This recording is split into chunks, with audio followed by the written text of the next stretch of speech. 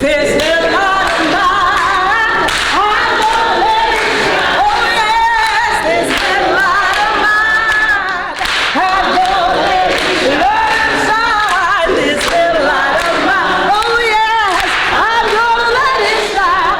Let it shine. Let it shine. Let it shine. You all, here you are in this amazing little historic landmark that seats about 300 people, but is known of around the world because a little preacher, what's his name, everybody? Reverend Dr. Y'all didn't say that strong enough.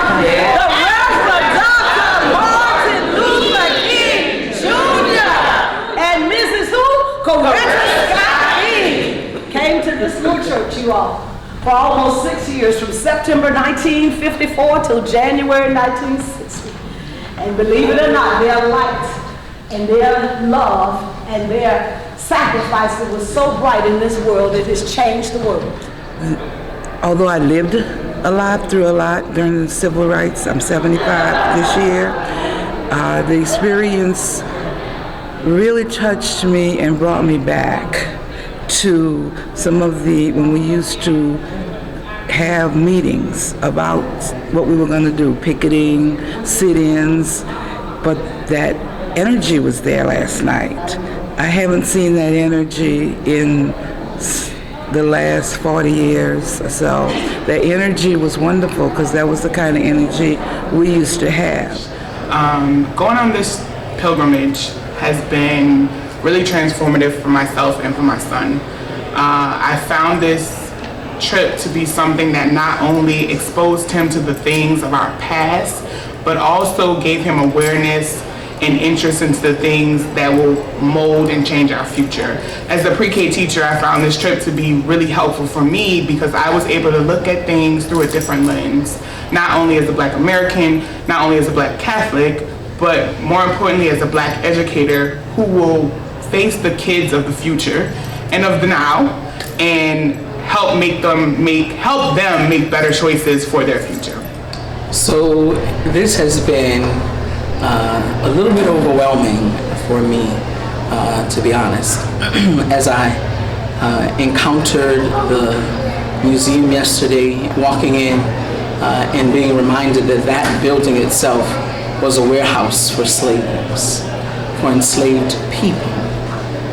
Just the thought that there would be a warehouse for people was a lot. But then to actually see the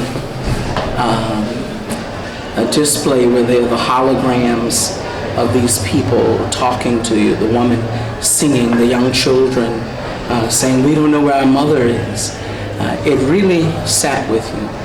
And then to watch the videos that have been curated for the museum and to hear the stories of the men and women who've been incarcerated and treated like less than human for being accused of crimes, whether wrongly or rightly.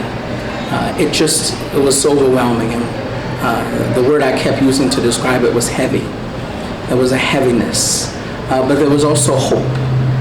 Last evening with the social justice dinner with those older people who have so amazingly shared their gift, their stories with the world, and the way they humanized these legends, these heroes of our past was amazing. To hear them talk about them as friends, not as pictures on a wall, not as those who've written books or given speeches or sat down on a bus, but their humanity.